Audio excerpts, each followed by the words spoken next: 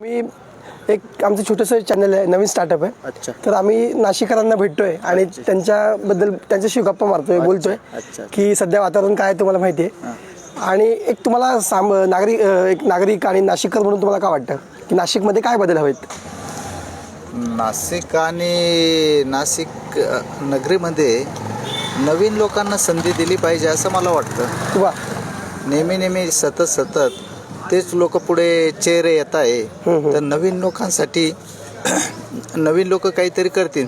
तरुण आणि कर्तबगार लोक असतात आणि त्यांची धडपड असते काहीतरी करण्याची नाशिककरांकरता. बरोबर. त्याच्याकरता नवीन लोकांसाठी संधी दिली पाहिजे असं मला वाटतं. माझं स्वतःचं वैयक्तिक मत आहे. कारण जे घराणेशाही चालली परंपरेने त्याच्याकरता नवीन लोकांना पण पुढे आले पाहिजे, त्यांना पण संधी दिली पाहिजे. हे बाकीचे सर्व पक्षवाले काय करताय, त्यांच्याच याच्यातल्या लोकांना संधी देत आहे. कौटुंबिक म्हणा, नातेवाईक म्हणा.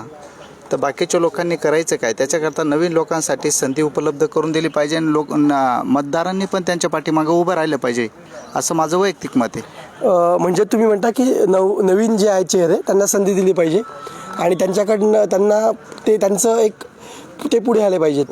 तर हे सगळं तुम्हाला वाटतंय.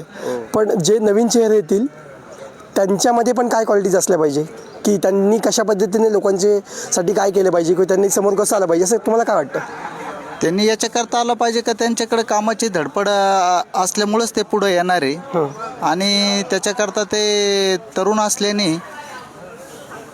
ते कामाचे क्वालिटी पण देऊ शकता. आणि दुसरा विषय असा आहे का त्यांच्याकडून आपण ज्या अपेक्षा ठेवू ते त्यांच्याकडून पूर्ण करून घेऊ. यांच्याकडे आपण विश्वास ठेवलेला आहे याच्याकरता या अगोदर. पण कुठल्याही विश्वासाला यांनी पूर्ण केलेला नाही, विश्वासाला तडा दिलेला आहे. आणि बऱ्याच टोळ्या संक्रिय झाल्या आहे का, हे इकडून तिकडून इकडं. बरोबर. छान. खूप छान. तुम्ही एक छोटंसं तुमचं मत आम्हाला तुम्हाला काय वाटतं हे सांगितलं, त्याबद्दल धन्यवाद.